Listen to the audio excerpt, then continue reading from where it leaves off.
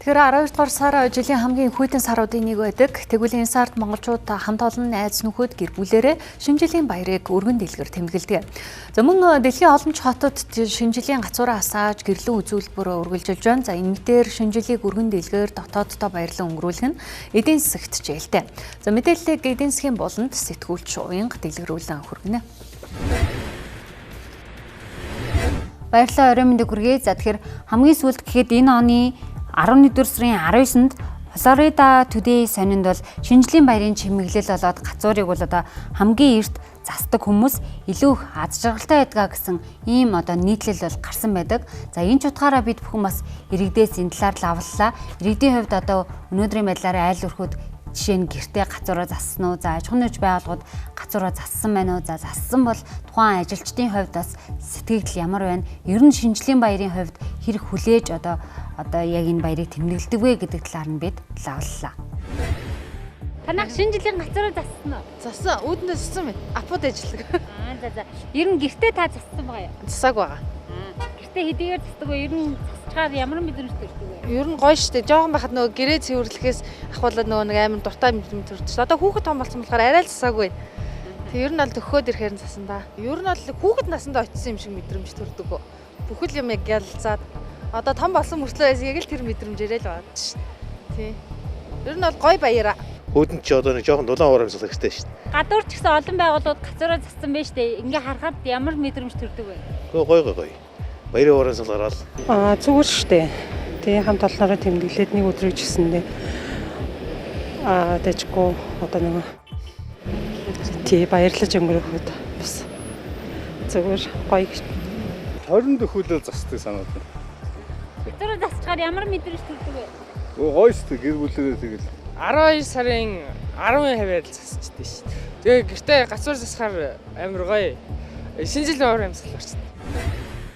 Энэ мэтлэн шинжлэх баяр яг өвлийн хамгийн хүйтэн сард тохиодгоороо за нөгөө талдаа бас хүмүүсийг илүү идэвхжүүлэх бүтээмжийг нэмэх за илүү халуун талаа уур амьсгалд хөтлөх зорилгоор бол шинжлэх баярыг өргөн дэлгэр тэмдэглэж дэлхийн олон оронд бол тэмдэглэсээр ирсэн.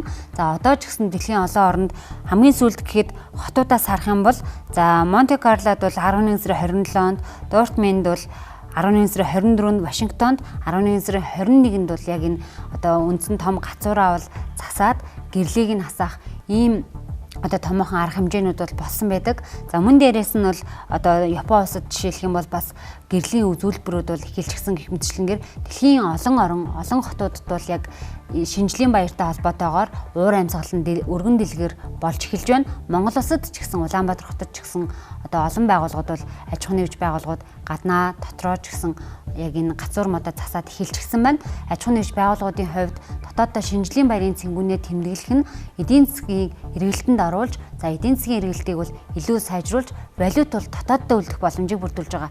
Харин нөгөө талдаа бол зарим иргэдийн хувьд одоо жишээлбэл урлагийн үзүүлбэр, урлагийн тоглолтод оролцож байгаа одоо хөтлөгч болоод дуучид, уран бүтээлчдэд зарцуулж байгаа төсөв хөрөнгийг бол одоо ажилчдаа зарцуулаад гадны аль нэг улсад аялуулах нь илүү зөв юм биш үү гэдэг санаа ч гэсэн гардаг. Гэтэл яг үнэндээ тухайн аж ахуйн нэгж байгууллагуудад дотооддоо энэ баяраа өргөн дэлгэр тэмдэглэх нь тухайн мөнгө дотооддоо үлдэж за эргээд эдийн засагт эрен нөлөө болон үзүүлдэг юм. За жишээлх юм бол аж ахуйн нэгж байгууллагуудын хувьд яг өнөөдрийн байдлаар гэхэд шинжлэх баярын цэнгүүн тэмдэглэхэд ресторан гэхэд хамгийн багадаа 150 мянган төгрөгийн одоо яг төлбөр төлж байна гэсэн үг. Хоол одоо уух зүйлс нь. Харин урлагийн тоглолтын хувьд бол нэг хүнд ногдох зардал нь 100 мянган төгрөгөөс бас эхэлж байгаа. Ингээд бодохоор хамгийн багадаа нэг одоо хүнд ногдох зардал нь 250 мянган төгрөгийн зардалтай байдаг. Зарим нэг аж ахуйн нэгж байгууллагуудын зарим ажилчдын хувьд жишээлх юм бол ингэж шинэ жилийг өргөн дэлгэр тэмдэглэхээс илүүтэйгээр тухайн зарцуулж байгаа мөнгийг ажилчдаа олох нь зүйтэй юм биш үү гэсэн байр суурийг илэрхийлдэг. За тэгвэл энэ талаар бид бүхэн одоо аж ахуйн нэгж байгууллагуудаас тодруулаад асуухад бол энэ хэмжээний 150 мянгаас 250 мянга за магадгүй 300 мянган төгрөгийг нэг хүнд эргэж олохоос илүүтэйгээр за хамт олонны уур амьсгалыг халуун дулаан болгох хүрээнд урлагийн номертойгоор ийхүү баярын цэнгүүн хэлбэрээр өргөн дэлгэр тэмдэглэх нь бол одоо илүү их ач холбогдолтой илүү хамт олонны уур амьсгалыг дээшлүүлдэг за эрчимжүүлдэг одоо идэвхжүүлдэг ийм гол онц ач холбогдолтой гэдгийг хэлж байсан юм. 3 саяын ч юм уу 4 сая аяллаа ирэхийг за нэг 20-30 хүн өгсөний оронд бүгдэнд нь хамтдан нэг 100 амсгал хийх нь нэгж ажлын дээр оногдож байгаа идэвхжүүлэлтийн зардал нь бага болно гэсэн. Бид нэр тухайн жилдээ нэг юм дэм гаргацдаг гэсэн үг. За энэ жил бол илүү хавай ч юм уу эсвэл нислэг ч юм уу тий эсвэл илэв шид ч юм уу юм нэг сэдв өгчдөг. Тэр сэдвтээ тааруулж альва урлагийн гарах хүмүүсээ авчгаар харьцангуй тусч болж байгаа. Тэгэхгүй бид нар яаж бодсон жил болгон одоо Монголын урлагийн топуудыг аваад иж чадахгүй шүү дээ тий.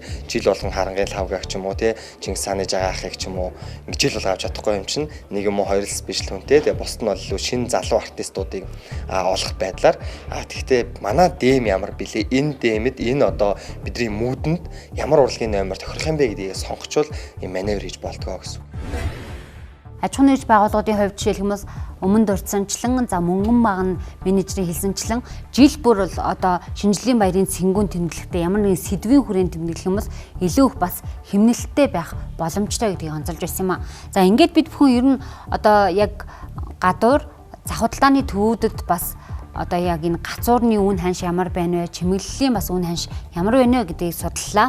Хэмжээ олон материалаасаа шалтгаалаад 100,000 төгрөгөөс бол эхэлж байна. Бид бүхэн бөмбөр худалдааны төв болоод за мөн одоо 3-4 хорооллын гадна байрлах худалдааны цэгүүд дээр очсон. За ингээд очиход бол хамгийн хэмд үн нь бол 100,000-аас эхэлж байгаа бол за харин өндөр нам болоод за мөн материал за дагалдах чимэглэлтэй эсэх мөн дээрээс нь ямар үйлдвэрт үйлдвэрлсэн аль усад үйлдвэрлсэн зэрэгсээ шалтгаалаад үнэ нь бол дээшээ өсөж байгаа. За 1.5 сая төгрөгийн ч гацуур мод бол худалдаанд байгаа. За зарим одоо хотын төвийн томоохон худалдааны төвүүд бол энээс үнэтэй байгаамаа.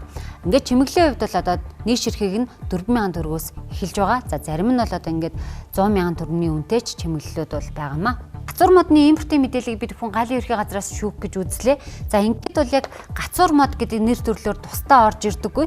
Зул сарын чимэглэлийн одоо нийт дүнгээрээ орж ирдэг юм байна. Ингээд харахад бол 2024 оны 11-р сарын байдлаар гэхэд нийтдээ 711,000 ширхэг одоо зул сарын чимэглэл импортоор авч ирсэн бол за энэ оны эхний 11 сарын байдлаар бол буурс үзүүлэлттэй байгаа. Мөнгөн дүнгийн хувьд 769 $1,000 буюу төгрөгөөр батхад 2 тэрбум төгрөгөөр бид бүхэн зул сарын гацуур чимэглэлийн одоо зүйлсийг импортоор авсан байна. Иргэдийн хувьд бол одоо шинэ жилийн баярыг илүү гэр бүлийн баяр гэж ойлгодог. За тийм ч утгаараа бас гэр бүлдээ 12 дугаар сарын 31-нд бол яг гэр бүлийн хүрээнд өргөн дэлгэр тэмдэглэхийг илүүд үздэгэ бас илэрхийлж байсан юм.